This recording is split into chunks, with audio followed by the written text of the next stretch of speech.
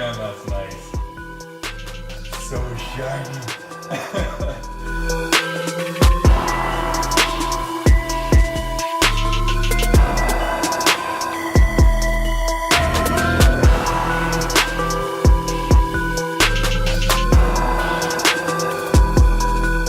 I am so happy with the way this thing looks.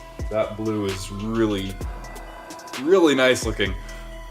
Almost gonna be ashamed to like cover it up with a wrap, but over the summer here I'm gonna be wrapping the sled and doing some powder coating on it, and it will definitely look really good still. So keep an eye out for that video. That'll be probably coming out fall of 2019. So share with your friends, all that stuff. Hit the subscribe button down below, comment, like, all that stuff. It's really appreciated.